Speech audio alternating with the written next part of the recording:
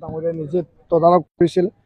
তো আৰণাই ইয়াৰ লগতে যি আমাৰ পানীয় বুলি ক'ব লাগিব, এইটো যৌগৰান বুলি কয় আৰু যৌবিদেই, লগতে আমাৰ যি অনলা, তাৰপিছত আমাৰ এই নাৰ্জী, ইয়াত মানে তিতা আৰু মানে যিখিনি আছে গোটেই বিষয়টোৰ ওপৰত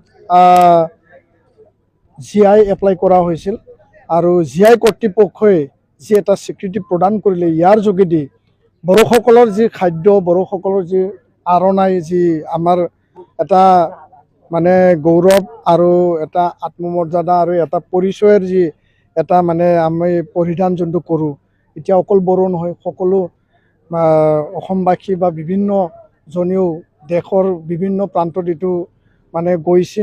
তো এইটো বড়োসকলৰ যি এটা অস্তিত্ব আৰু এইবিধ সামগ্ৰী আৰু এইবিধ সাজপাৰে বড়োসকলৰ যি অৰিজিনেল সেইটো মৰ্যাদা পালে, তাৰ কাৰণে আমি GI কৰ্তৃপক্ষক ধন্যবাদ জনাইছোঁ।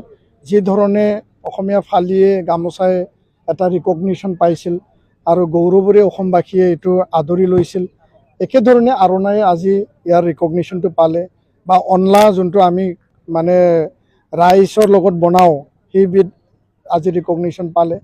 তো এনেকুৱাকৈ আমি এখোজ দুখোজকৈ আগুৱাই গৈছোঁ আৰু আশা কৰোঁ অনাগত দিনত আমি নিজৰ অস্তিত্ব, স্বকীয় যিখিনি আমাৰ সাজপাৰ, স্বকীয় যিখিনি খাদ্যবিধ, সেইটো আমি বজাই ৰাখিব পাৰিম আৰু এইটো নেশ্যনেল ইণ্টাৰনেশ্যনেল বা আমাৰ ৰাজ্যখনৰ ভিতৰত এইটো এটা কমাৰ্চিয়েল বা সকলোৱে আদৰি লোৱা এটা বিষয়বস্তু হিচাপে এতিয়া বজাৰত মানে আৰু অধিক ৰাইজে বিচাৰিব।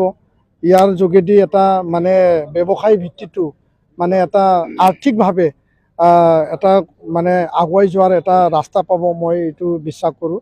তো মই সকলো কৰ্তৃপক্ষকে ধন্যবাদ জনাইছোঁ। নাই, ইয়াত আমাৰ এটা কমিটি আছিল, সেই কমিটিয়ে উদ্যোক্তাটো লৈছিল আৰু এই কমিটিত বড়ো সাহিত্য সভা, এপচু, হাৰিমু আপাৰ আৰু বিভিন্ন দল সংগঠন একত্ৰিত আছে আৰু প্ৰধানকৈ BTR চৰকাৰে ইয়াৰ সকলোখিনি যি ভিতৰত আৰু বাহিৰত যিখিনি এৰেঞ্জমেণ্ট বা যিখিনি ব্যৱস্থা, এই GIটো আগুৱাই নিবৰ কাৰণে তেওঁলোকে চৰকাৰীভাৱেও উদ্যোগ লৈছে। তো মই প্ৰমোদ বড়ো ডাঙৰীয়াকো ধন্যবাদ জনাইছোঁ আৰু আমাৰ দল সংগঠনৰ নেতৃবৃন্দক মই ধন্যবাদ জনাইছোঁ।